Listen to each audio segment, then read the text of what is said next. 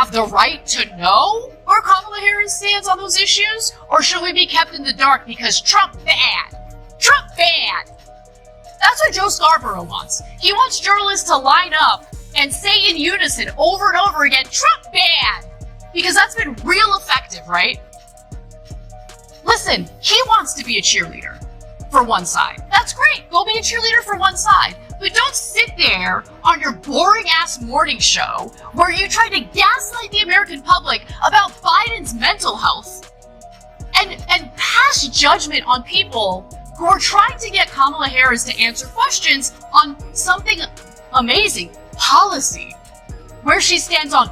Something just shook the Young Turks, sending ripples across the progressive media world. Anna Kasparian, one of the outlet's most prominent voices, broke ranks with a blistering critique of MSNBC, accusing the network of spreading outright misinformation about Donald Trump.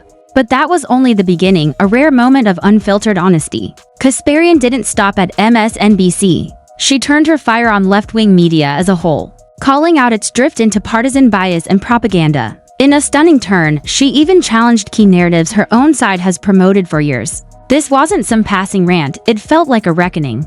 A public break from blind partisanship and a media culture more focused on control than truth. And here's the twist, her remarks have fueled speculation that she may be distancing herself from the progressive media scene entirely. So what did she actually say, and why is it hitting such a nerve? Let's break it down. Roll the clip. To one. But there's a false equivalency going on in the coverage of this race. Their objectivity actually is not objective at all.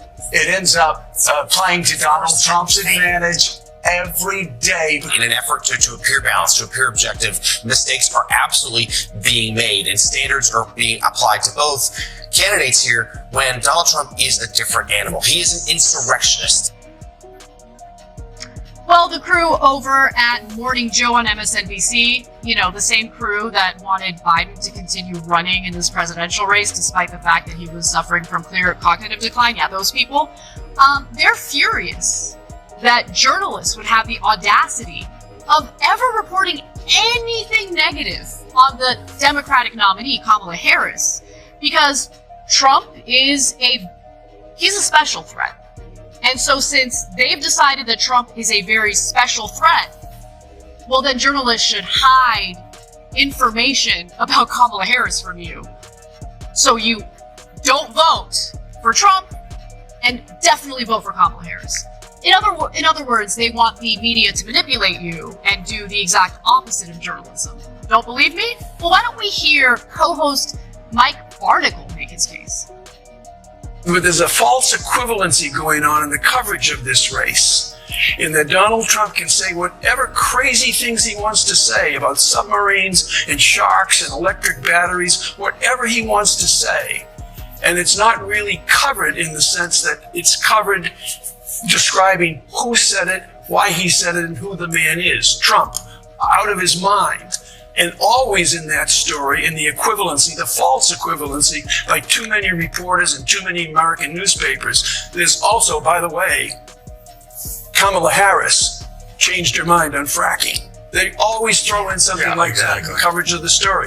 It's ridiculous. We don't cover the man for how dangerous he is. Just suggest that journalists shouldn't report on Kamala Harris changing her mind on fracking? Is that not an important policy that voters should be informed about? And also, is he under the impression that telling Americans the truth about where Kamala Harris stands on the issues automatically means that Donald Trump is going to win the election?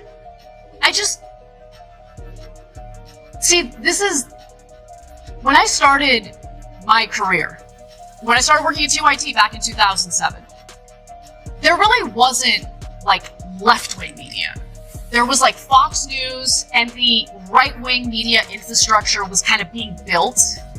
And I prided myself and the left wing on the fact that we didn't try to manipulate audiences, and we didn't try to lie to people or cover up the truth about our preferred candidates or preferred politicians.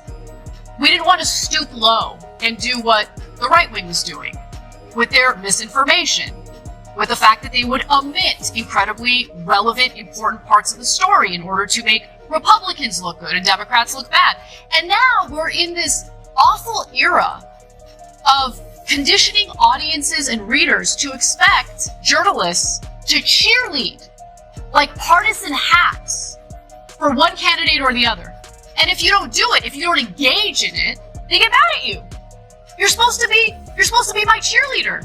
You're supposed to cheerlead for my preferred candidate. What are you doing? How dare you talk about Kamala Harris and how she went from being against fracking to now saying she's totally in favor of fracking? How dare you? Anna Kasparian's takedown of MSNBC wasn't just daring. It exposed a widening rift within progressive media. She called out hosts like Joe Scarborough and slammed the notion that Kamala Harris should be immune to criticism simply because Donald Trump is worse. To Kasparian, that reasoning isn't only weak, it's demeaning. When networks shape their coverage around party loyalty, she argued, they cease being journalists and become political operatives. Kasparian accused MSNBC of abandoning objectivity for activism, serving as a shield for Democrats rather than holding them accountable. Instead of challenging Harris on issues like her stance on fracking, they drown audiences in non-stop anti-Trump rhetoric to deflect attention. Kasparian's warning was blunt: voters deserve honesty, not partisan spin. When the media protects one side while vilifying the other, it doesn't just erode trust, it destroys journalism itself.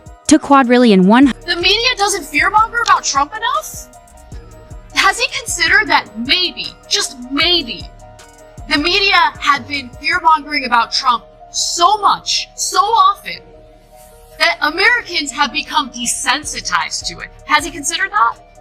Has he considered the fact that Joe Biden ran his campaign almost entirely on Donald Trump is a threat to democracy, and it wasn't working? Why do you think it wasn't working?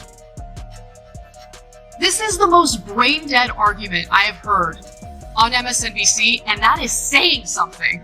Because there are a lot of brain-dead arguments made on MSNBC. But we're about to hear more. So Joe Scarborough argues that journalists who are trying to be objective actually end up helping Trump. So maybe don't be objective. Let's watch. Even Arlington, you've seen major newspaper outlets talk about, well, how will this impact Kamala Harris and the issue of Afghanistan after he goes? And he does a thumbs up and pictures. Well, and just acts like a brute and desecrates Arlington. That's not a time to say, well, how does it? It's. But again, we see it time and time again. For some reason, the mainstream media. What are we, 9 years in to Donald Trump's era in American politics, still doesn't know how to cover Donald Trump. Their objectivity actually is not objective at all. It ends up playing to Donald Trump's advantage. Don't be objective because it plays to Donald Trump's advantage? Why? Because journalists want to answer a question about how Kamala Harris would handle Afghanistan, what her views on Afghanistan happen to be. Do the American voters have the right to know where Kamala Harris stands on those issues? Or should we be kept in the dark because Trump bad? Trump bad! That's what Joe Scarborough wants. He wants journalists to line up and say in unison over and over again, Trump bad! Because that's been real effective, right? Listen, he wants to be a cheerleader for one side. That's great. Go be a cheerleader for one side. But don't sit there on your boring-ass morning show where you try to gaslight the American public about Biden's mental health and pass judgment on people who are trying to get Kamala Harris to answer questions on something amazing, policy, where she stands on policy. Because there are voters out there, believe it or not, who aren't partisan hacks. Those are the individuals who actually end up deciding elections, and they want to know where Kamala Harris stands on policy.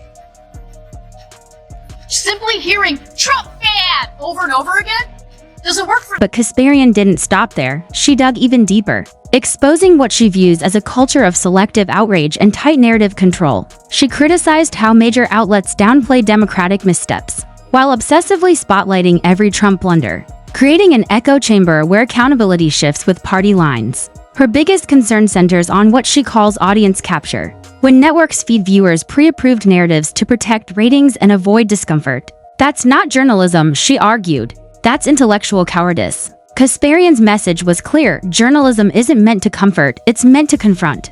When the media treats its audience as fragile partisans instead of informed citizens, it abandons its very mission. This, she insisted, wasn't about left versus right, it was about truth versus spin. And coming from a progressive insider, it landed like a warning shot that's hard to dismiss. So what happens now? Is Kasparian breaking free from the progressive bubble? Could this ignite a broader media reckoning? Or will she be cast out for saying the quiet part out loud? Either way, the fractures are showing and the world is watching.